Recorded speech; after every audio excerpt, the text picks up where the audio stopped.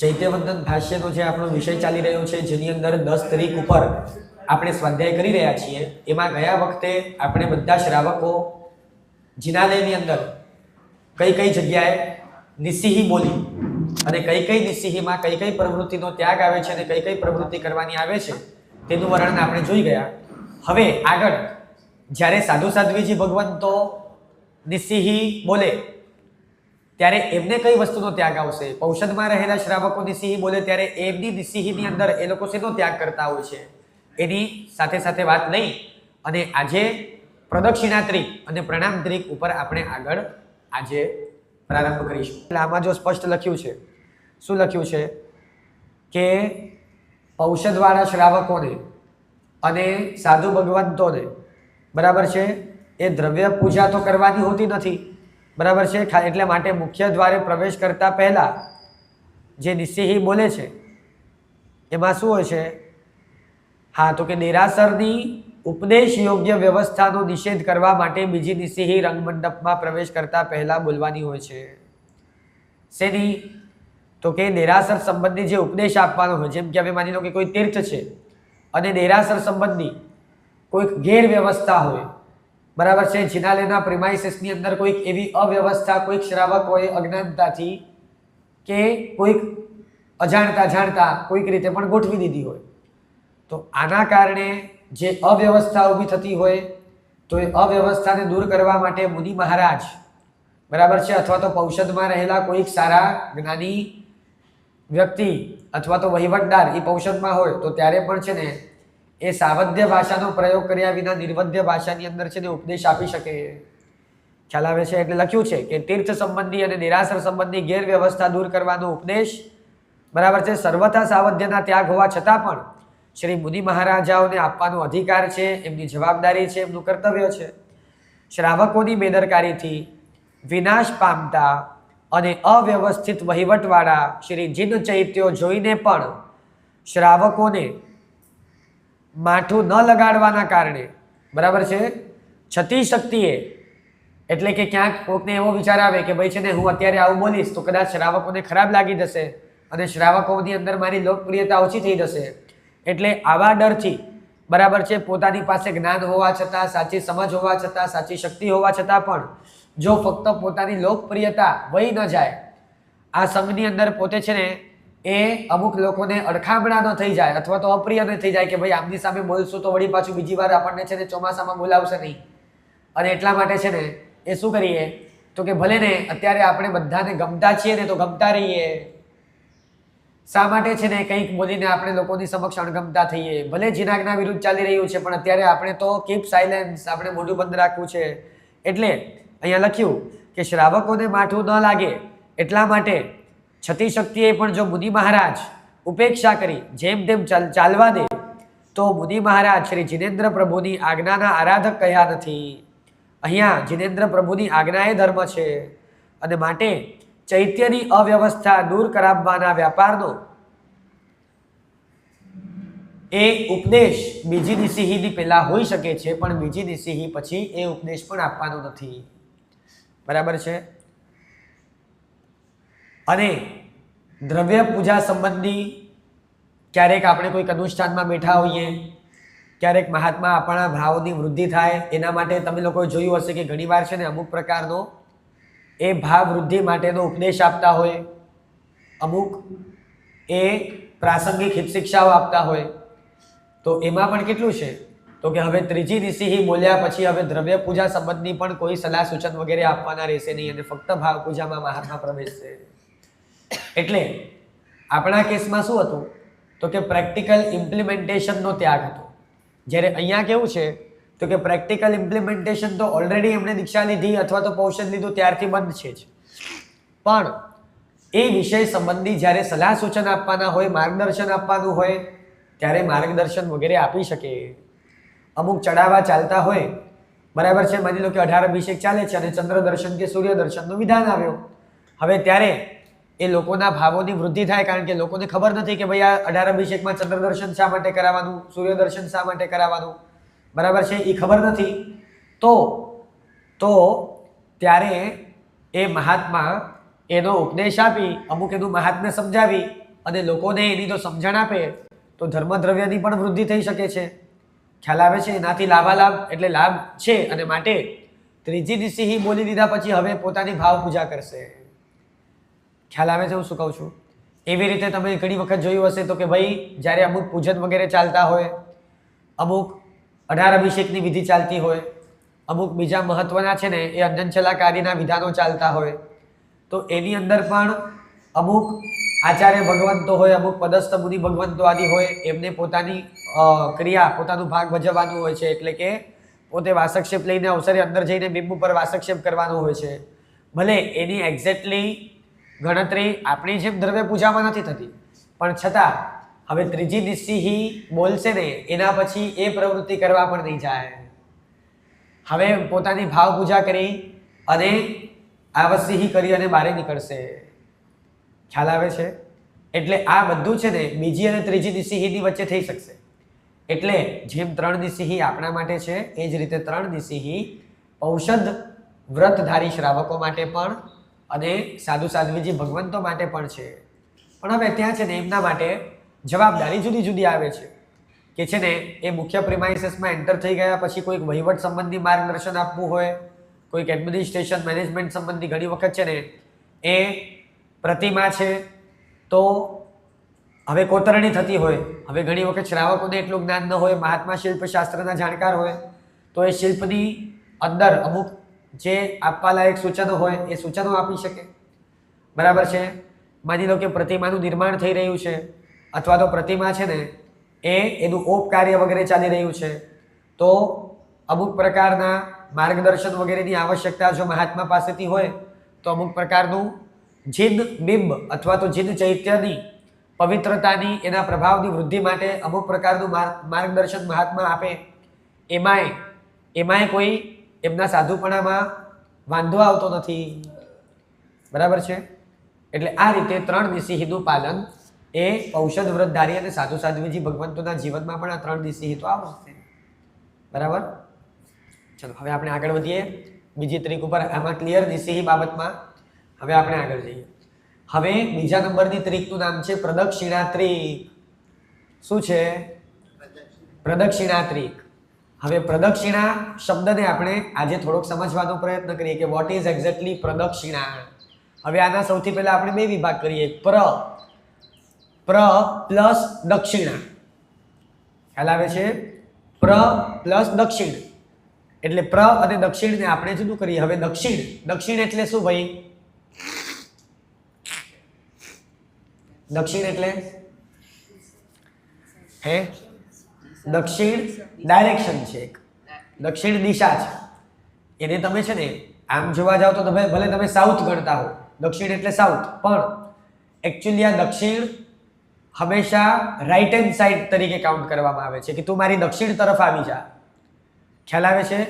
એટલે જ્યારે તમે છે ને હંમેશા કોઈ પણ સારા કાર્ય હોય ને એ પૂર્વ દિશાથી પ્રારંભ થતા હોય. તમે ક્યારે પણ જોયું હોય 10 દિક્પાલ વગેરેને બાકુડા આપવાના હોય કે બીજી કોઈ પણ વિધિઓ હોય એ હંમેશા ક્લોક પણ છે ને એ પૂર્વ દિશાથી ફરવાનું ચાલુ કરે અને વળી પાછું પૂર્વ દિશા તરફ આવે. આમ એટલે આમાં એવું છે કે જ્યારે તમે પૂર્વ સન્મુખ છો, પૂર્વ દિશા સન્મુખ છો, એને ધ્યાનમાં રાખીને છે ને એ બધી દિશાઓ ડિસાઈડ કરવામાં આવી છે. તો જ્યારે તમે પૂર્વ દિશા સન્મુખ છો તો ત્યારે તમારી રાઈટ હેન્ડ સાઈડ ઉપર જે આવે એને દક્ષિણ કહેવાય. ત્યારે તમારા જમણા હાથે જે આવે એટલે કે રાઈટ હેન્ડ સાઈડ ઉપર આવે એટલે સપોઝ કે હું અહીંયા અત્યારે પૂર્વ દિશાની સામે ઊભો છું, મારી સામે આ પૂર્વ દિશા છે. બરાબર? તો આ મારા જમણા હાથે જે દિશા આવશે ને એ દિશાને દક્ષિણ દિશા કહેવાશે. બેસે છે મારી વાત મગજમાં? આ દક્ષિણ દિશા કહેવાશે. એટલે જમણો હાથ એટલે કે જે ઉત્તમ આરાધ્ય તત્વ છે એને હંમેશા છે ને એ જમણી તરફ રાખવું. ખ્યાલ આવે છે? એને હંમેશા જમણી તરફ રાખવું, એને ડાબી તરફ ન રાખવું. બેસે છે મારી વાત મગજમાં? એટલે હવે પ્રદક્ષિણા એટલા માટે, પ્ર એટલે છે ને એ વિશેષ રૂપે. ખ્યાલ આવે છે? પ્ર એક સંસ્કૃત જે લોકોએ કર્યું હશે ને એમાં છે ને એ પ્ર એક ઉપસર્ગ છે, એને ઉપસર્ગ કહેવાય. ઓલું ભગવાન ઉપર આવ્યા હતા એવા ઉપસર્ગ નહીં. આ સંસ્કૃતમાં એક બધા શબ્દો છે કે જેમ વિશેષણ હોય, વિશેષ્ય હોય, ક્રિયાપદ હોય, સર્વનામ હોય, એવી રીતના જેમ આપણે કહીએ ને તો કે જ્ઞાન, હવે જ્ઞાન ઉપર છે ને એ અમુક પ્રકારના ઉપસર્ગ લાગે એટલે કે વિજ્ઞાન એટલે વિશેષ પ્રકારનું જ્ઞાન, બરાબર છે? તો એવી રીતે છે ને એ ઘણા બધા અલગ અલગ પ્રકારના છે ને એ ઉપસર્ગ લાગવાથી તે મુખ્ય શબ્દના અર્થમાં છે ને ફેરફાર થતા હોય છે.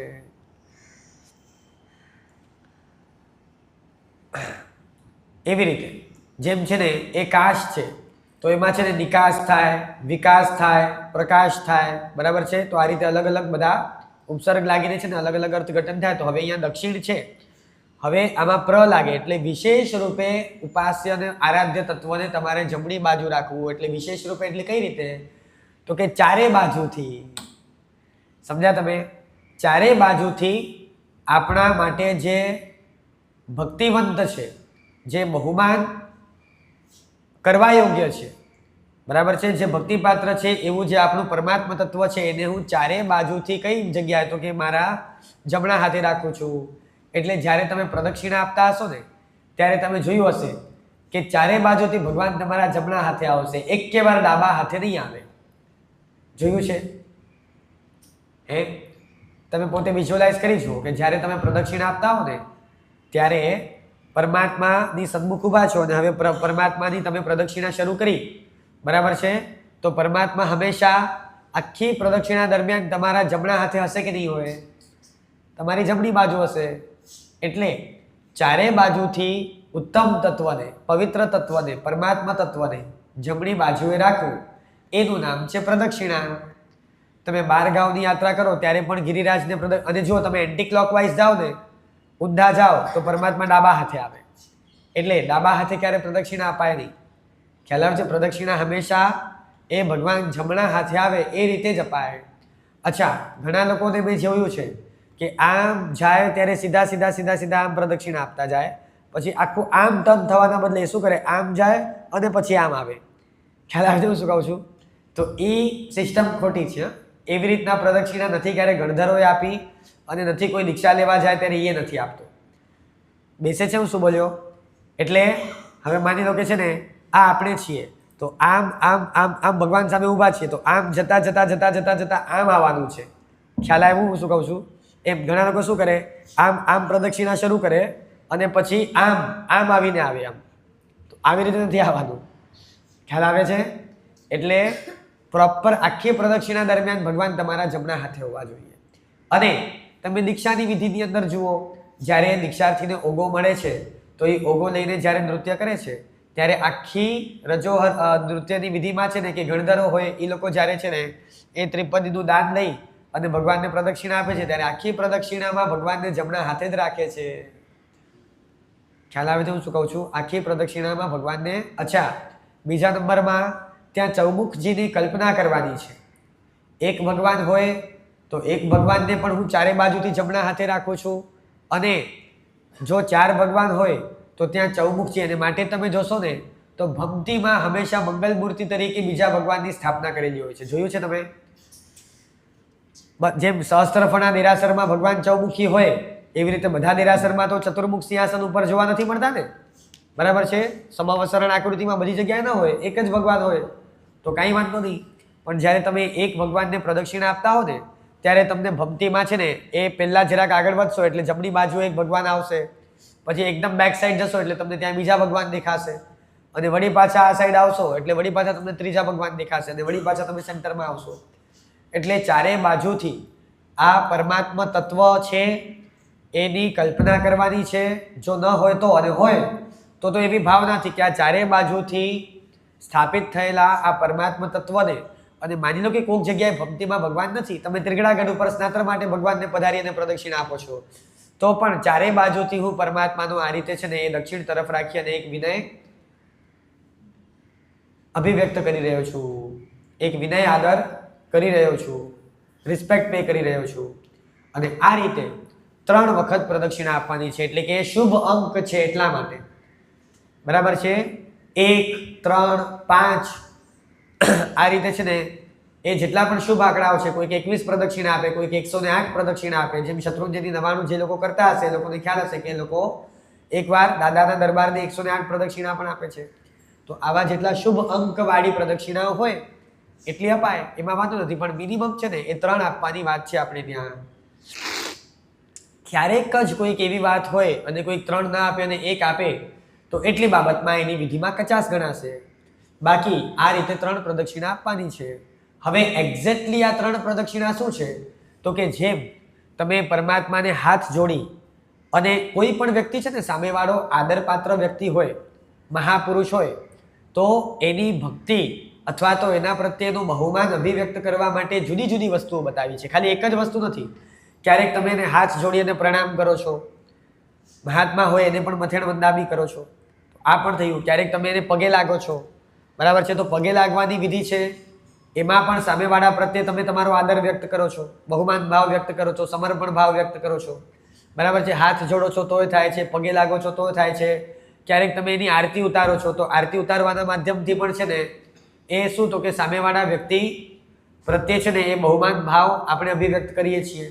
એવી રીતે પ્રદક્ષિણા પણ શું છે, તો એક એવી વિધિ છે કે ગુરુને પણ પ્રદક્ષિણા અપાય. અવસરે અવસરે જ્યારે કોઈક સારા કાર્યો હોય, સારા વિશેષ પ્રસંગો હોય, ત્યારે ગુરુને પણ તમે દક્ષિણ તરફ રાખો, એટલે ગુરુને પણ પ્રદક્ષિણા ન અપાય એવું નથી, ગુરુને પણ પ્રદક્ષિણા અપાય. બરાબર છે. ઉલટાનું આપણે ત્યાં હજી ઘણા લોકો છે ને આ આપણા જૈન સંઘમાં છે ને એ અમુક વર્ગ એવો થયો છે કે જે થોડો એક્સ્ટ્રીમિસ્ટ છે, કે જે વસ્તુ પરમાત્મા સાથે થાય ને એ બીજા કોઈ સાથે થાય જ નહીં. ખ્યાલ આવે છે? એવો એક વર્ગ તૈયાર થયો છે. ના, એ તો ખાલી ભગવાને સાથે જ થઈએ. તમે છે ને આ ગુરુ સાથે કેમ કર્યું, આ તમે બીજા સાથે કેમ? અરે ભાઈ, ભગવાનને પગે લાગીએ છીએ એટલે કાલથી મા બાપને પગે લાગવાનું બંધ કરી દઈએ? હે, ખ્યાલ આવે છે હું શું કહું છું? અરે ભાઈ, અમુક સૂત્રો છે, જેમ તમે નમોથુણમથી છે ને ભગવાનની સ્તવના કરો છો, તો હું એમ કહીશ કે ભાઈ નમોથુણમ બોલીએ ને ગુરુ ભગવાન પાસે ગુરુવંદન ન થાય. ગુરુવંદનના સૂત્ર જુદા. ખ્યાલ આવે છે? જેમ નમોથુણમ એ ભગવાન માટે છે, કારણ કે એમાં તીર્થંકરોના વિશેષણો છે. એ વિશેષણો તમે છે ને એ ગુરુ માટે કે મા બાપ માટે વાપરો ન ચાલે. બરાબર? પણ તમે સાવ કહી દો કે ના, જેમ હવે તમે ભગવાનની પૂજા કરો છો ને કે ભગવાનની ભક્તિ કરો છો, તો હવે છે ને એ મા બાપને પગે ન લગાય. કેમ? તો કે પગે લાગવાની પ્રવૃત્તિ તો ખાલી ભગવાનની જ થાય. એવું થોડી હોય કંઈ. ખ્યાલ આવે છે? એટલે ભગવાનની આરતી કરો છો ને તો ગુરુની આરતી ન થાય. અરે ભાઈ, ગુરુની આરતી થાય. ગુરુની આરતીમાં વાંધો શું છે? અત્યારે ભલે વ્યવહારમાં પ્રચલિત નથી, પણ શાસ્ત્રમાં ક્યાંય નિષેધ નથી. હજી નીચે આવું છું, ગુરુની તો ઠીક, મા બાપની આરતી થાય. તમે અને આજે ઘણા આપણા આર્ય દેશની અંદર એવા મેં ઘરો જોયા છે, એવા જૈન ઘરો જોયા છે, એવા મારવાડી સમાજની અંદર કે હજી જે થોડેક જૂની રીતિ રિવાજને ફોલો કરનારા સારા લોકો છે.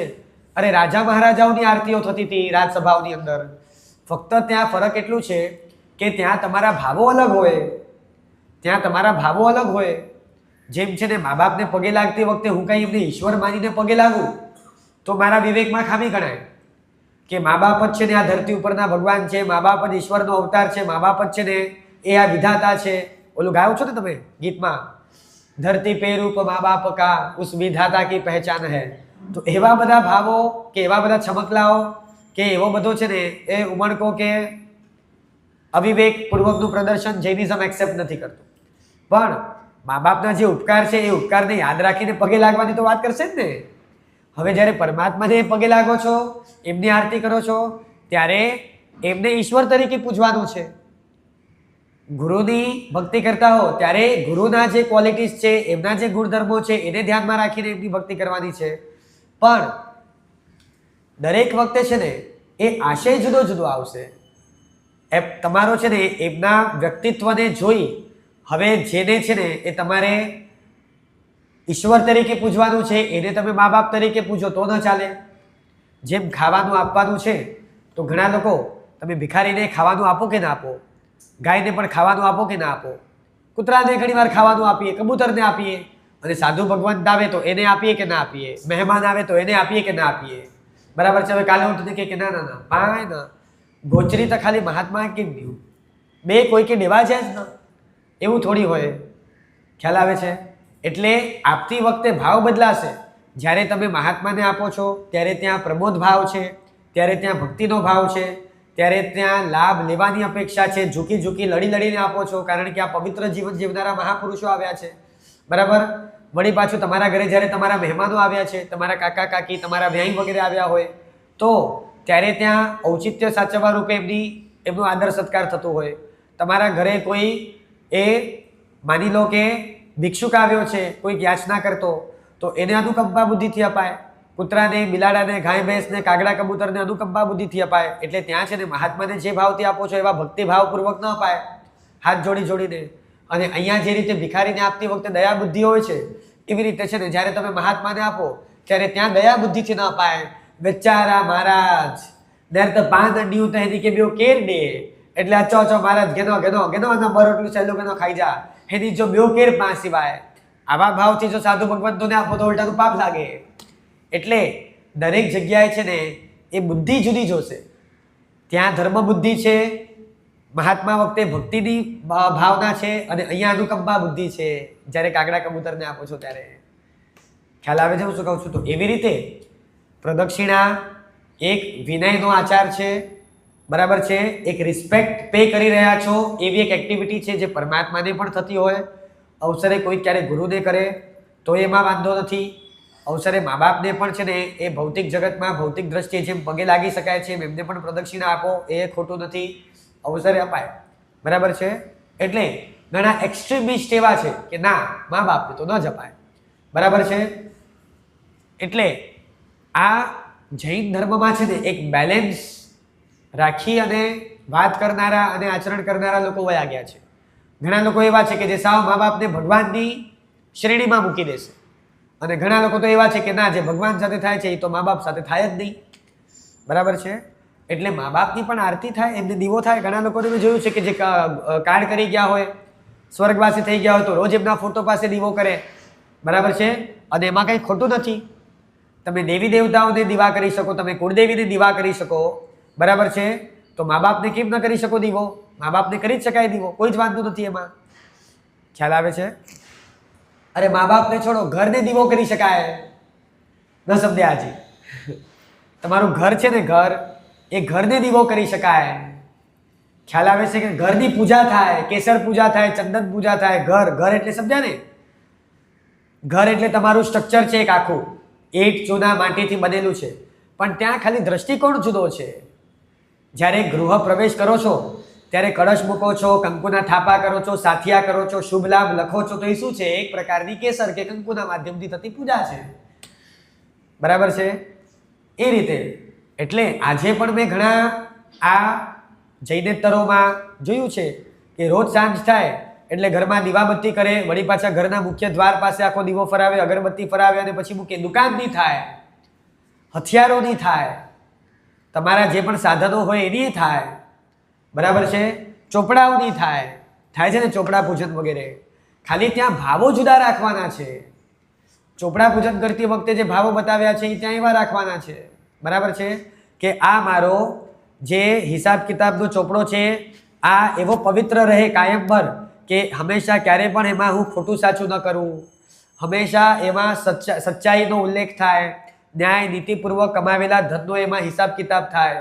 આવા સારા ભાવ સાથે, બરાબર છે, એને પવિત્ર ચોપડું માનીને, બરાબર છે, કારણ કે મારા ગૃહસ્થ ધર્મને યોગ્ય જે પણ કર્તવ્ય અદા કરવા માટે, પૂરા કરવા માટે, આ લેખાજોખા રાખવા માટેનું આ એક પવિત્ર ચોપડું છે.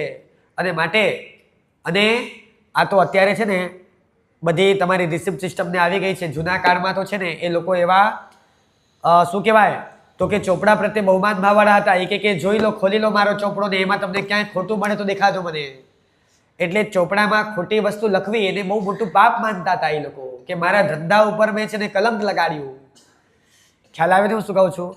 એટલે જે સાચું હોય એ ચોપડામાં લખે, ખોટું નહીં લખે. ખોટું લખવાથી એ માનતા કે મારો ધંધો કલંકિત થયો, મારું આજીવિકાનું સાધન એ અથવા તો મારા વેપારને મેં કલંકિત કર્યો. ખ્યાલ આવે છે? એટલે ત્યાં બધું સાચું લખે ને એટલા માટે સત્યનું વર્ણન એની અંદર થતું હોવાથી, એનો હિસાબ કિતાબ કે એનો ઉલ્લેખ થવાથી એની પૂજા થાય. બેસે છે મારી વાત મગજમાં? એટલે એ રીતે આજે પણ છે ને એ જૂના કાળની અંદર દશેરા વગેરેના દિવસો હોય ત્યારે આ બધા જે ક્ષત્રિયો હોય, આ 5 પાંડવો વગેરે આ બધા પોતપોતાના હથિયારોની પૂજા કરે. કારણ કે ખબર છે કે આ હથિયારો થકી અમે આખા પ્રજાની અંદર જે ન્યાય, નીતિ, સદાચાર, સદગુણ, મર્યાદા પાલન કરાવડાવીએ છીએ, એમાં હથિયારો સાધન છે. હથિયારો ન હોય તો પ્રજાની અંદર છે દંડ નીતિ, બરાબર છે, એ પ્રવૃત્તિ કઈ રીતે રાખવી. અને માટે આ હથિયારો ને ઉપર બહુમાન હોય, ભલે હિંસાના સાધન છે, જો ત્યારે ઉપકરણ તરીકે એનું પૂજન નથી થતું. ત્યાં સામાજિક દ્રષ્ટિકોણ છે, અહીંયા ધાર્મિક દ્રષ્ટિકોણ છે. ખ્યાલ આવે છે હું શું કહું છું? દ્રષ્ટિકોણ બદલાશે. દ્રષ્ટિકોણ બંને જગ્યાએ એક નહીં હોય. કદાચ દેખીતી દ્રષ્ટિએ ક્રિયા એક હશે. ભરત મહારાજાના આયુધ શાળાની અંદર જ્યારે ચક્રરત્નની ઉત્પન્ન થયું ચક્રરત્ન, ત્યારે પહેલા તો જો કે કેવલ જ્ઞાનની ઉજવણી કરવા માટે ગયા છે ઋષભદેવ ભગવાનના, પણ પછી આવી કરી અને ચક્રરત્નની આખી અષ્ટપ્રકારી પૂજા કરી છે. અને ત્યાં આશય બતાવ્યો છે કે શુભ આશયથી, સારા આશયથી, સામાજિક સારો આશય હોય કે ના હોય? કે સામાજિક જેટલા આશય છે એ બધા ખરાબ આશય હોય? ન સમજ્યા આજે તમે? સામાજિક આશય હોય તો ખરાબ આશય જ હોય એવો નિયમ છે? સામાજિક આશય પણ શુભ આશય હોઈ શકે છે. ખ્યાલ આવે છે? એટલે પછી ભલે એ ધાર્મિક કરતા એની કેટેગરી નીચે આવશે, પણ સામાજિક છે એટલા માત્રથી એ ખરાબ જ છે, સાવ બહાર કાઢી મૂકવા જેવા છે ને નિંદનીય છે એવું એક વર્ગે જૈન સંઘની અંદર વાતાવરણ તૈયાર કર્યું છે, તો આ ખોટું છે. ખ્યાલ આવે છે હું શું કહું છું? એટલે એ ખોટું છે. આપણે ત્યાં સામાજિક દ્રષ્ટિકોણથી સામાજિક શુભ કાર્યને ધ્યાનમાં રાખી અને અગર જો પ્રવૃત્તિ એવી જો તમે કરતા હો તો એમાં કોઈ ખોટું નથી. એટલે ટૂંકમાં એટલું જ કે પ્રદક્ષિણા આ બીજાને પણ અપાતી હોય એમ જીનેશ્વર પરમાત્માને પણ અપાય છે, પણ ત્યાં અહીંયા ઉત્કૃષ્ટ પરિણામ છે. અહીંયા કે આ જગતના સર્વશ્રેષ્ઠ તત્વને એ મારી દક્ષિણ તરફ મૂકી અને એમને પ્રદક્ષિણા આપી રહ્યું છું. અને આ પ્રદક્ષિણા કેવી? તો કે એક વિનયના આચરણ સ્વરૂપ છે. હવે આ કરતી વખતે કેવા કેવા ભાવો રખાય? તો કે જુદા જુદા ભાવો જુદા જુદા લોકો બતાવે એ રાખી શકાય. જેમ હું તમને કહી દઉં, આપણે ત્યાં છે ને અમુક લોકોએ છે ને, અમુક બાળ કક્ષાના જીવોએ છે ને, કે આ પ્રદક્ષિણા એટલા માટે જ છે કે એનાથી છે ને રત્નત્રયની પ્રાપ્તિ થાય. એવી બધી ભાવનાઓ તમે ભાવો, એમાં મને કોઈ વાંધો નથી, પણ એક્ઝેક્ટલી આ ક્રિયા શેની છે? તો કે રિસ્પેક્ટ પે કરવાની છે, વિનયની ક્રિયા છે. પછી એ શા માટે કરવું? તો કે ભલે ને બોલો, મને છે ને રત્નત્રયની પ્રાપ્તિ થાય એટલા માટે બોલો, કોઈ વાંધો નથી. ભમતી માં ભમતા ભમતા, બરાબર છે, મારી જે 4 ગતિઓની રખડપટ્ટી છે એ દૂર થાય એ બોલો, વાંધો નથી. મારા 84 લાખ જીવાયોનીના ફેરા દૂર થાય એ બોલો તોય વાંધો નથી. તમારે એવી અંદરમાં જેટલી સારી ભાવનાઓ ભાવતા ભાવતા પ્રદક્ષિણા આપવી હોય કોઈ જ વાંધો નથી. પણ પ્રદક્ષિણા નામનો આ જે વિધાન છે કે ક્રિયા છે એનો મૂળ સ્વરૂપ સમજવાની જરૂર છે કે છે ને એ પવિત્ર તત્વને હંમેશા દક્ષિણ તરફ રાખી અને આપણે એના પ્રત્યે એક વિનય પે કરી રહ્યા છીએ. જેમ ઊંચા આસને જે ગુરુ હોય કે પરમાત્મા હોય એમનું આસન હોય, એનાથી ઊંચા આસને આપણે ન બેસીએ ને, બરાબર છે, જેમ હંમેશા એને ઊંચા આસને બેસાડીએ એ એમનો એક વિનય છે. એવી રીતે આરાધ્ય તત્વને ફક્ત ઊંચા આસને રાખવું એટલું જ નહીં, પરંતુ જમણી બાજુ રાખવું આ પણ એમનો એક વિનય છે. ખ્યાલ આવે છે? આ એક વિનય છે. એટલા માટે આ કરાય છે. જેમ સાથીઓ છે તો ઘણા લોકો કે જો હી દેવગતિ થઈ, હી મનુષ્ય થઈ, હી નરક થઈ, હી તિર્યંશ થઈ, બરાબર છે. અરે ભાઈ, આ એક સામાન્ય રીતે તમે બોલો તો ઠીક છે, બાકી હકીકતમાં સ્વસ્તિક છે ને એક શુભ આકૃતિ છે. શું છે? એ એક શુભ આકૃતિ છે. હવે આ શુભ આકૃતિનું આલેખન કરતા કરતા તમારે જેટલી સારી ભાવના ભાવી હોય એટલી ભાવો કે મને આ 4 ગતિરૂપ સંસારથી મુક્ત કરનારી બને. કારણ કે એમાં 4 સાઇડ્સ છે. તો with the help of that 4 sides જો તમારે કોઈ પણ એવી ભાવનાઓ કરવી હોય કે જેમાં 4 ફિગર આવતા હોય, હવે 4 ગતિઓ છે તો કે 4 ગતિઓથી દૂર કરનારી બને, બરાબર છે. કોકને એવું કરવું હોય કે ભાઈ 4 સંજ્ઞાઓ છે, આ 4 સંજ્ઞાઓને તોડનારી બને, જેમ કે છે ને આહાર સંજ્ઞા, ભય સંજ્ઞા, પરિગ્રહ સંજ્ઞા, મૈથુન સંજ્ઞા, તો એવી ભાવના ભાવે. કોઈ એમ ન કહી શકે કે ના ના ના આ તો છે ને 4 ગતિ છે ને આ 4 ગતિના નિવારણ માટે જ છે, બરાબર છે. આનાથી તમે એવી ભાવના કરો કે 4 સંજ્ઞા દૂર કેમ થાય, તો આ ખોટું છે, એવું કોઈ નહીં કહી શકે. બેસે છે મારી વાત મગજમાં? તમને હું એકદમ ફોર્મ્યુલા બ્રોડ આપી રહ્યો છું આખો, કે ચોખાથી જે તમે સ્વસ્તિકનું આલેખન કરો છો ને એ એક્ઝેક્ટલી શું છે? શુભ આકૃતિ છે. અને આ આકૃતિ સ્પિરિચ્યુઅલિટીને, પોઝિટિવ વાઇબ્સને, એક પોઝિટિવ એનર્જીને એટ્રેક્ટ કરે છે. વળી પાછી હજી તો એની અંદર બહુ મોટું સાયન્સ છે કે તમે કેસરથી સાથીઓ કરો તો એ એનર્જી આવે, but that will be different energy. તમે ચોખાથી કરો તો એ પોઝિટિવ એનર્જી આવશે, but that will be different kind of positive energy. ખ્યાલ આવે છે શું કહું છું? તમે અલગ અલગ ધાન્યથી, અને એટલા માટે જ તમે જોયું હશે કે સિદ્ધચક્ર વગેરે પૂજનો હોય, ઋષિમંડળ વગેરે પૂજનો હોય, તો એની અંદર દરેક પદનું આલેખન જુદા જુદા ધાન્યથી થાય છે. કે સિદ્ધ પદનું આલેખન તો ત્યાં ઘઉંથી થશે, બરાબર છે. અરિહંતનું તો કે ચોખાથી થશે.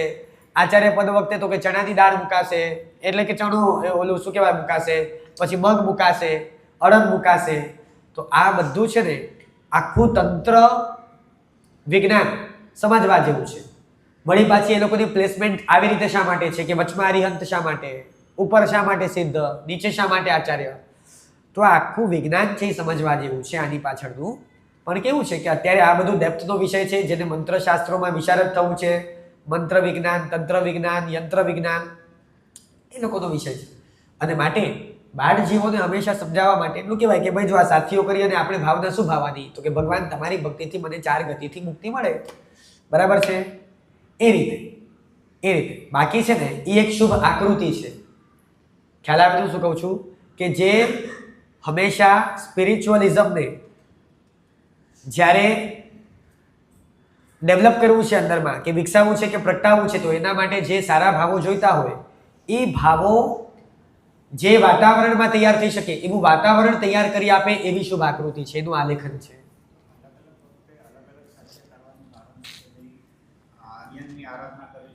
બાર સાથિયા, સિદ્ધ ભગવંત વખતે 8 સાથિયા.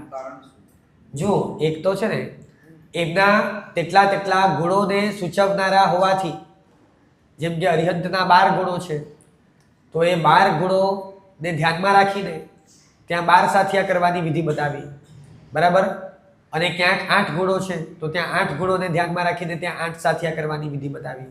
વળી પાછું ત્યાં એટલા લોગસનો કૌશક પણ હશે, વળી પાછું ત્યાં એટલા ખમાસમણની વિધિ પણ હશે, બરાબર. તો આ રીતે છે ને એ જેટલા નંબર ઓફ સાથિયા તમારા વધે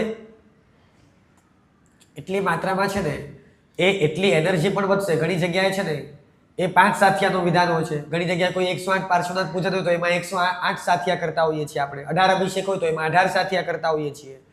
એટલે ઇન શોર્ટ આ આખી વિધિ છે ને એ સંઘની ઉન્નતિ સાથે, અને થોડુંક સાથે એટલું એડ ઓન કરીશ, મારે તમને કોઈ લોલીપોપ નથી આપવી, પણ આની સાથે છે ને ભૌતિક અભ્યુદય પણ સંકળાયેલું છે. એ આગળ વાત આવશે પૂજાત્રિક, ત્યારે હું થોડુંક એનું ડિટેલ એક્સપ્લેનેશન આપીશ, બરાબર છે. એટલે જેટલા ઉત્તમ દ્રવ્યોથી સરસ આકૃતિઓનું આલેખન થાય અને એના ઉપર વળી પાછા જેટલા ઉત્તમ દ્રવ્યો અર્પણ થાય, બરાબર, એનાથી એની અસર તે વાતાવરણમાં પડતી હોય છે, બરાબર. અને એ જે નંબર ઓફ ફિગર છે, કારણ કે જૈનિઝમ પ્રમાણે પણ આખી એક ન્યુમરોલોજી છે, ખ્યાલ આવે છે. આખું એક અંકશાસ્ત્ર છે કે આટલા અંકની અંદર થયેલા સાથિયાઓ એ ત્યારે જો તમારે અરિહંત પરમાત્માનું ધ્યાન કરવું છે ને એ પણ વળી પાછા કેવા તો કે 12 ગુણયુક્ત. એટલે જુઓ તમે નવપદની ઓળી દરમિયાન જ્યારે તમે ખમાસમણ વગેરે આપતા હો ને ત્યારે તમે બોલશો કે શું કહેવાય, અશોક વૃક્ષ પ્રાતિહાર્ય ગુણ સંયુતાય શ્રી અરિહંતાય નમો નમઃ કે એવું કંઈક બોલી અને પછી તમે ખમાસમણ આપતા હો છો, બરાબર છે ને. પછી પુષ્પ વૃષ્ટિ પ્રાતિહાર્ય ગુણ સંયુતાય એવું બોલો છો ખમાસમણ આપતી વખતે.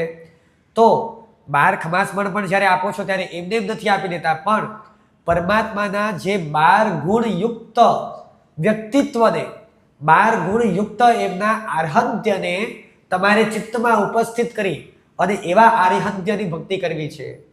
તો એટલે કે જ્યારે તમે છે ને એ 12 ગુણયુક્ત એવા અરિહંત પરમાત્માના સ્વરૂપ તરફ હવે તમે તમારું ચિત્ત કેન્દ્રિત કરી રહ્યા છો, તો ત્યારે 12 ના નંબર્સમાં થયેલા કૌશક, 12 નંબર્સમાં થયેલા સાથિયા, આ બધું તમને કોઈક ને કોઈક રીતે એક એવી એનર્જી ક્રિએટ કરી અને તમને સપોર્ટિવ રોલ પ્લે કરે છે.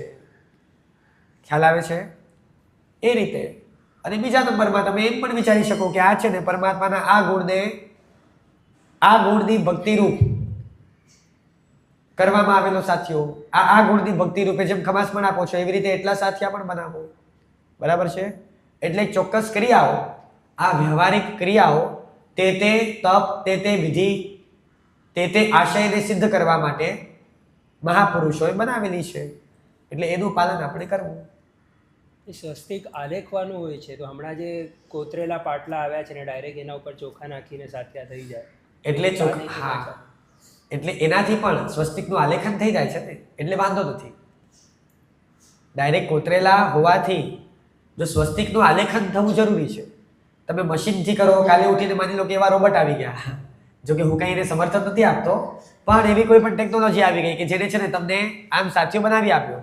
એટલે જો તમે હાથથી બનાવશો જાતે તો એમાં જે ભાવો આવશે એવા ભાવો તો કંઈ છે ને એ મશીનથી નહીં જ આવે. એટલે જાતે આલેખન કરવામાં એ જો કે અત્યારે શું થયું છે કે સ્કિલ્સ, જૂના કાળમાં શું હતું ખબર છે, સ્કિલ્સ ઉપર ફોકસ હતું અને લોકો બધા કલા સંપન્ન હતા. ખ્યાલ આવે છે? એટલે ફટાફટ છે ને એ કંઈ સાથિયાનું આલેખન કરવામાં કે ગવલીનું આલેખન કરવામાં એ કંઈ વાર લાગતી નથી અને રોજનું રૂટીન હોય 1 મિનિટમાં કરી દે. પણ હવે ઘણા લોકોને શું છે કે વાર લાગતી હોય, એને ઇવન 108 સાથિયા બનાવવા હોય ને તો એ આજે એવા લોકો છે કે મેં જોયું છે 5 મિનિટની અંદર બનાવી દે, અને એકદમ કેવું તો કે એક ચોખાનો દાણો આજુબાજુ ન દેખાય, પ્રોપર ફિનિશિંગ વાળા અને શેપ વાળા. બરાબર છે? પેલા વ્યવસ્થિત ચોખાને પાથરી અને પછી ક્યાં ક્યાં લાઇન્સ કરવાની આવે, ક્યાં ક્યાં ગેપ કરવાના આવે ને પછી એની અંદર છે ને આલેખન કરવાથી 108 ફટાફટ થઈ જાય. ઘણા લોકોને કદાચ છે ન ફાવતું હોય ને એના માટે બિચારાની ક્રિયા વંચિત થઈ જતી હોય, અને ક્રિયા વંચિત થવાથી એને એમ લાગતું હોય કે હું તપ નહીં કરી શકું, કારણ કે હવે છે ને તપ કરીશ તો આ સાથિયા કરવા પડશે, આ સાથિયા મારાથી થવાના નથી, એના માટે કલાકનો મારી પાસે ટાઈમ નથી. એટલા માટે ઘણીવાર ઓલા રેડીમેડ પ્લાસ્ટિકના ઓલા આવી ગયા છે કે તમે એને મૂકો અને એની ઉપર ચોખા મૂકો અને પછી ઓલું ઉપાડી લો, એટલે લિટરલી છે ને તમારા સાથિયા આવી ગયા હોય. બરાબર? તો એમાં કોઈ આશાતના નથી કે એમાં કોઈ ખોટું નથી. We don't have any objection in that activity. બરાબર છે? એનાથી કોઈ આશાતના થતી નથી. અને આ રીતે પણ જો સાથિયાનું આલેખન થતું હોય તો ઇટ્સ ગુડ. આ રીતે પણ સાથિયાનું આલેખન કરાય. બરાબર? આ રીતે પણ સાથિયાનું આલેખન કરાય, કોઈ વાંધો નથી એમાં.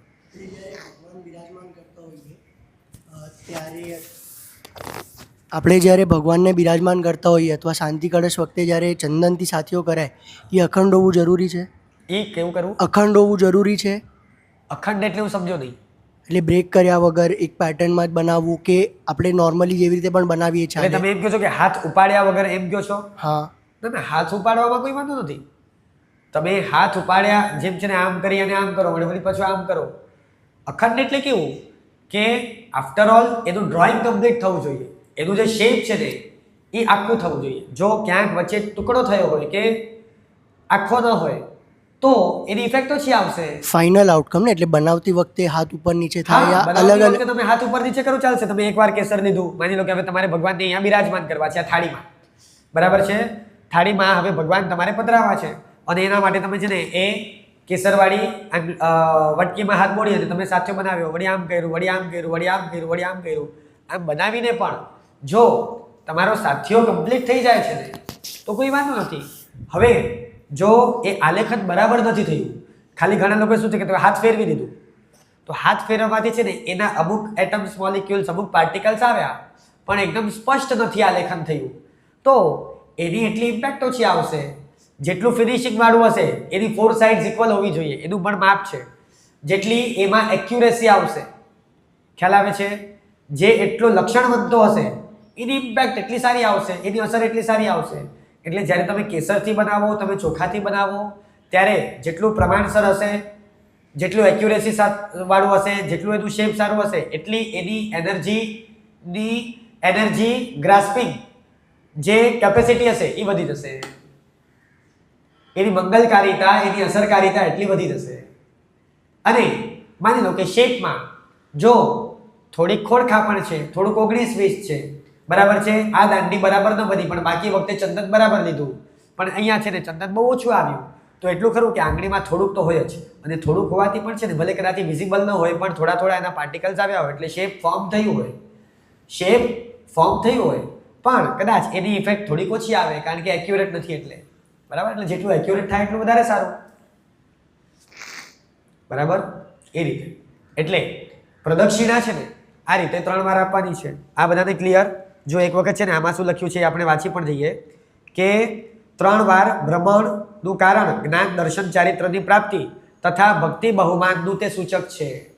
બરાબર છે? પરમાત્મા પ્રત્યેની ભક્તિથી એમે છે ને આખી પૂજાની વિધિમાં, અરે આખી પૂજાની વિધિ છોડો, જૈન શાસનમાં કોઈ એવી વિધિ નથી કે કોઈ એવી ક્રિયા નથી કે કોઈ એવું અનુષ્ઠાન ન હોય કે જેમાં જ્ઞાન, દર્શન અને ચારિત્રની વૃદ્ધિ ન કરવાની હોય. એવી કોઈ ક્રિયા બતાવશો કે જેમાં છે ને એ ડાયરેક્ટ કે ઇનડાયરેક્ટ જ્ઞાન દર્શન ચારિત્રની વૃદ્ધિ ન થતી હોય તો સમજી લેવાનું કે આ જૈન ધર્મનું અનુષ્ઠાન નથી, આ કોઈ બીજાનું ઘુસાડીને આવે આપણે, આ પરમાત્માની આજ્ઞા મુજબનું અનુષ્ઠાન નથી. બરાબર છે. ચાહે તમે પૂજન કરો, તમે પૂજા કરો, તમે સામાયિક કરો, તમે પ્રતિક્રમણ કરો, તમે આઈમ્બિલ કરો, તમે એકાશના બેસના કરો, તમે તીર્થયાત્રા કરો, તમે વિહાર સેવા કરો, બધાથી જ્ઞાન દર્શન અને ચારિત્ર તમારા અંદરમાં વિકાસ થવો જોઈએ, વૃદ્ધિ પામવી જોઈએ. અને રત્નત્રય વિના તો છે ને આખા જીન શાસનમાં બીજું કંઈ છે જ નહીં. આખા જીન શાસનની અંદર જેટલી સારી વસ્તુઓ છે એ બધામાં જ કોઈક ને કોઈક રીતે રત્નત્રય તો આવશે જ. શું બોલ્યો હું? રત્નત્રય તો આવશે જ. એટલે શું છે તો કે ભક્તિ તથા બહુમાનનું સૂચક છે આ ક્રિયા જે છે. તે વખતે સમવસરણમાં ચારે દિશાએ બેઠેલા ભાવ અરિહંતની ભાવના ભાવવાની છે. બરાબર. તેમજ ભક્તિમાં જો ચારે તરફ ભગવંત બિરાજમાન હોય તો તે સર્વને પણ વંદન કરતા કરતા ભમવું. બરાબર. આ પ્રદક્ષિણા પહેલી દિશી કયા પછી અને દ્રવ્ય પૂજાનો પ્રારંભ કરતા પહેલા કરવાની છે. બરાબર. પ્રદક્ષિણા ત્રિક ક્યારે કરવાની છે તો કે પહેલી દિશી કમ્પ્લીટ કરી અંદર ગયા પછી માની લો કે જેટલું પણ આપણું સપોઝ એડમિનિસ્ટ્રેટિવ કે મેઇન તો કેવું છે કે પરમાત્મા સામે તમે ગયા ને એટલે તરત જ પરમાત્માને જોતાની સાથે જ તમને ખબર છે સમવસરણમાં પણ કોઈ અરે તીર્થંકરો સ્વયં પોતે અંદર એન્ટર થાય ને એટલે પેલા ચૈત્ય વૃક્ષને એટલે કે અશોક વૃક્ષને સિંહાસનને એક ધર્મતીર્થના પ્રતીક રૂપે એને પ્રદક્ષિણા આપી અને પછી સિંહાસન ઉપર નમો તીર્થસ્થ કરીને બેસે. ગણધર ભગવાન તો આવે તો એ લોકો પણ પ્રદક્ષિણા કરીને બેસે. એક તીર્થંકર ભગવંતોનું મને શ્યોર નથી પણ 99% તમે સાંભળ્યું છે લગભગ આવું છે. તીર્થંકરો પણ છે ને એ હા આપે છે બરાબર આપે છે. હા એટલે શું છે ખોટું તીર્થંકરોની આશા ન થાય એટલે એકવાર યાદ કરવું પડે શું શાસ્ત્રમાં કોટેશન છે. બરાબર. બાકી ગણધરો તો આપે જ છે. ઉલટાનું આપણે સ્તવનમાં બોલીએ છીએ કે પ્રદક્ષિણા દઈ પક્ષી પ્રણમે. બરાબર ને. નમે માર્ગમાં વૃક્ષો ક્ષણમે એટલે બોલીએ છીએ કે પ્રદક્ષિણા પક્ષીઓ પણ આપે છે, તિર્યંજો પણ આપે છે. વળી પાછા છે ને જે દેવતાઓ આવે તો એ પણ 3 પ્રદક્ષિણા આપી અને પછી બેસતા હોય. એટલે પ્રદક્ષિણા આપવાનો વિધિ તો છે જ કે જ્યારે તમે કોઈ ગુણિયલ તત્વની નિકટ જાઓ એટલે સૌથી પહેલા વિધિની અંદર છે ને એ પરમાત્માને જોતાની સાથે જ 3 વખત એમને જમણા હાથે રાખી એટલે કે 3 વખત પ્રદક્ષિણા આપી અને હવે તમારી સ્તુતિ સ્તવનાનો પ્રારંભ કરો. હે દેવ તારા દિલમાં વાત્સલ્યના ઝરણા ભર્યા, મંદિર છો મુક્તિ તણા માંગલ્ય ક્રીડાના પ્રભુ, હું ધન્ય છું પુણ્યશાળી છું, મુજ મનુષ્ય જન્મ સફળ થયું. આવી જે કોઈ પણ સ્તુતિઓ કરવાની છે પણ ખાસ સ્તુતિ હોવી જોઈએ. સ્તુતિ એટલે સમજ્યા તમે? ખાલી 4 ગાથાવાળી હોવાથી એને સ્તુતિ નથી કહેવાતું. સ્તુતિમાં પણ છે ને 3 કેટેગરી છે. ત્રીજી કઈ હું ભૂલી ગયો, 2 તો યાદ આવે છે, 1 મિનિટ. હા 3 કેટેગરી હોય છે. જુઓ, એકમાં છે ને પરમાત્માના ગુણ વૈભવની સ્તવના હોય છે. શું હોય છે? ગુણ વૈભવ કે જે 14 મહાસ્વપ્નો થકી નિજ માતને હરખાવતા, જન્મતા 3 લોકમાં મહાસૂર્ય સમ પ્રકાશતા, મહાયોગના સામ્રાજ્યમાં જે ગર્ભમાં ઉલ્લાસતા, જે જન્મ કલ્યાણક વડે સૌ જીવને સુખ અર્પતા. બરાબર છે. તો આવી જે પણ પરમાત્માની ગુણમય અવસ્થાનું વર્ણન છે કે ગીરવા ગુણો તારા કેટલા ગુણ સાગરો ઓછા પડે. બરાબર છે. એટલે આવી બધી જેમાં પરમાત્માના ગુણવૈભવની સ્તવના છે. તુભ્યમ નમઃ ક્ષિતિતલામલભૂષણાય કે તમે 14 રાજલોકનું આભૂષણ છો ખરેખર. બરાબર. તો આ રીતે જેમાં પરમાત્માના ગુણવૈભવનું મહિમાગાન થતું હોય એને સ્તુતિ કહેવાય. જેમાં પરમાત્માને સ્તવવામાં આવતા હોય એને સ્તુતિ કહેવાય. બરાબર છે. 4 ગાથાવાળી 4 લાઈનવાળી હોય એટલે સ્તુતિ હોય એવું નથી. બીજી વસ્તુ એવી છે કે એમાં પ્રાર્થના છે. હવે તમે હજી દેરાસરમાં એન્ટર થયા છો, પ્રદક્ષિણા આપીને સીધું કે પછી છે ને કે ભગવાન તમે મને આ આપજો, તમે મને ઓલું આપજો. બરાબર છે. એટલે માંગણીઓ જેમાં ચાલુ થઈ જાય સીધી. બરાબર છે. જેમાં માંગણીઓ ચાલુ થઈ જાય એ પ્રાર્થના રૂપ સંવેદના રજૂ કરતા પદો છે. અને ત્રીજી એવી હોય કે જેમાં તમે તમારા પાપોનો એકરાર કરી રહ્યા છો એવા પણ પદો હોય. સીધા ભગવાનના દેરાસરમાં જઈને ઊભા રહી જઈએ અને આપણે બોલીએ કે ભાઈ છે ને હું ક્રોધ અગ્નિથી બળ્યો વળી લોભ જર્પ દસ્યો મને. બરાબર છે. કડ્યો માન રૂપી અજગરે મેં પરભવે કે આ ભવે પરહિત કંઈ કર્યું નથી. તો એવી બધી સીધી છે ને દુષ્કૃતની ગરહા સીધી ચાલુ કરે. ખ્યાલ આવે છે કે જેમાં છે ને પોતાના પાપોનો એકરાર કરી અને પશ્ચાતાપ. વસ્તુ સારી છે પણ એક સિસ્ટમ તો હોય કે ન હોય? અરે રાજાના દરબારમાં પણ જઈને પેલા હંમેશા કોઈક યાચક માંગવા ગયો હોય તો શું કે કે મહારાજનો જય થાવ, મહારાજનો વિજય થાવ, મહારાજનો જય જયકાર થાવ, તમારી યશ કીર્તિ, તમારું સામ્રાજ્ય આખા વિશ્વની અંદર દિવસે ને દિવસે વૃદ્ધિ પામો, તમારો વિસ્તાર થાવ, આવું પહેલા તો એનો જય જયકાર કરે ને. પછી યોગ્ય જે કંઈ પણ છે ને, હે રાજન, આ તમારા માટે છે ને સાવ મામૂલી વસ્તુ છે, પણ એક ભેટ તરીકે તમારા ચરણમાં એક પુષ્પ અર્પણ કરવા માટે લાવ્યો છું કે આ તમે મારી એક નાનકડી ભેટનો સ્વીકાર કરો. અને હે રાજન, આટલા વર્ષથી મને આ તકલીફ છે, બરાબર છે, અને એનું નિવારણ તમે કરવા માટે સમર્થ છો ને, એવી યાચના તમારી પાસે કરવા માટે અમે આવ્યા છીએ. સીધો અંદર ઘૂસીને માંગવા બેસી જાય કે હે, એટલે સીધો માંગવા બેસીએ એને પણ સારું ન કહેવાય. સીધું રડવા બેસી દઈએ કે હે મારું તો આમ થઈ ગયું, મારું તો તેમ થઈ ગયું, હવે આમ કરો. અરે ભાઈ, પેલા થોડુંક એક ઔચિત્ય, એ દરબારની મર્યાદા જાળવવી પડે. અને એટલા માટે હંમેશા પહેલા તો આ જગતના સર્વોત્કૃષ્ટ વ્યક્તિત્વના દરબારમાં તમે આવ્યા છો, તો પહેલા તો એમની સ્તવના, એમનો મહિમા, સામર્થ્ય કેવું તમારું અજોડ છે ભગવાન, કે તમારા સામર્થ્યની સામે તો જગતની બધી શક્તિઓ ઝાંખી પડે એવું તમારું સામર્થ્ય છે, બરાબર છે. તમારા ગુણો કેવા છે, તો કે આ બધી બાબતોનું સ્તવનાઓના માધ્યમથી, સ્તુતિના માધ્યમથી તમે થોડાક ભાવિત થાઓ. એના પછી હવે તમારે દ્રવ્યના માધ્યમથી પૂજા કરવાની શરૂ કરવાની છે. માંગણી તો છેલ્લે આવશે, જય વિયરાય વખતે. ખ્યાલ આવે છે? હજી તો તમારે આ પરમાત્મા તત્વની ભક્તિમાં જ પહેલા પ્રદક્ષિણા આપીને વિનય કર્યો છે, હવે સ્તુતિ બોલો છો, બરાબર છે. પછી પરમાત્મા માટે હવે ઉત્તમ દ્રવ્ય તૈયાર. અચ્છા, વચ્ચે એક પ્રણામત્રિક આવે છે. એક પ્રણામત્રિક થોડીક શોર્ટમાં લઈ લો એટલે નેક્સ્ટ ક્લાસથી. અચ્છા, એક કાલે અને પરમ દિવસે હું નથી, બરાબર ને, એક પ્રસંગો લેવાયેલા છે, એટલે સોમવારથી આપણે જ્યારે હવે શરૂ કરશું ને, તો પૂજા તરીક શરૂ કરશું. અને પૂજા તરીક માટે છે ને ઘણા બધા લોકોને ઘણા બધા પ્રશ્નો છે, એટલે તમે લખીને લાવજો, અથવા તો તમને ન સૂચતા હોય તો અમુક તમને સજેસ્ટ પણ કરવામાં આવશે કે જે કદાચ મિસકન્સેપ્શનના કારણે ઊભા થયેલા હોય. તો પૂજા તરીકમાં ઘણી બધી, આ ચોખા સંબંધી જે એક સાથિયા સંબંધી વાત આવી, એવી રીતે ચંદન પૂજા સંબંધી, કેસર પૂજા સંબંધી, વરક સંબંધી, ફળ નૈવેદ્ય સંબંધી, દૂધ સંબંધી, પક્ષાલ સંબંધી, કેટલા મહાપૂજા સંબંધી, ઘીના દીવા સંબંધી, જેટલી પણ બાબતો છે એ બધાનું. અને એમાં છે ને એ ઘણી તમને દ્રવ્ય પૂજા સંબંધી વિશિષ્ટ વાતો, રહસ્યાત્મક વાતો જાણવા મળશે. એટલે અહીંયા આપણે મંડે કન્ટિન્યુ કરશું. અત્યારે ખાલી પ્રણામત્રિકમાં એટલું લઈ લો કે પ્રદક્ષિણા પછી છે ને પ્રણામત્રિક પણ છે. પ્રણામત્રિકમાં શું છે, તો કે 3 પ્રકારના પ્રણામ બતાવેલા છે. એક, જ્યારે તમે અંજલિ જોડી અને મસ્તકે સ્થાપિત કરો છો, આ રીતે મસ્તકે લલાટે સ્થાપિત કરો, એને અંજલિબદ્ધ પ્રણામ કહ્યું છે, બરાબર. પછી આ અંજલિબદ્ધ પ્રણામ કરી અને હવે જ્યારે તમે કંઈક મસ્તક ઝુકાવો છો, તમે વાંકા વળો છો, ત્યારે અર્ધાવનત પ્રણામ કહ્યું છે. હવે અર્ધાવનત પ્રણામ પણ છે ને જુદા જુદા પ્રકારના છે, કે 2 હાથ અને એક મસ્તક તમે ભૂમિ ઉપર સ્પર્શ કરી અને વંદન કરો, એને પણ અર્ધાવનત પ્રણામ કહ્યું છે, બરાબર છે. નમવાની પ્રક્રિયામાં એક પંચાંગ પ્રણિપાત સિવાયનો જેટલો પણ નમસ્કારનો ભાવ થયો, કે નમસ્કારની પ્રવૃત્તિ થઈ, that is a second type of પ્રણામ. અને પછી છેલ્લે તો કે પંચાંગ પ્રણિપાત, એટલે કે 5 અંગ તમારા. આપણે ત્યાં સાષ્ટાંગ પ્રણિપાત શા માટે નથી એ પછી કહીશ. તમને ખબર છે અન્ય ધર્મમાં સાષ્ટાંગ નમસ્કાર છે. સાષ્ટાંગ અને પંચાંગ એટલે શું? જેમાં 6 અંગ હોય એ સાષ્ટાંગ, અને જેમાં 5 અંગ હોય એ પંચાંગ, બરાબર છે. તો પંચાંગ પ્રણિપાત છે અને સાષ્ટાંગમાં શું વાંધો છે, તો કે સાષ્ટાંગમાં જૈણાનો પ્રશ્ન આવે છે. જૈણાનો પ્રશ્ન હોવાથી આપણે ત્યાં પ્રવૃત્તિ અને ક્રિયા પણ ત્યાં સુધી જ ગુણકારી કહી છે કે જ્યાં સુધી એની અંદર અમુક મર્યાદાપૂર્વકની જૈણાઓ સચવાય છે.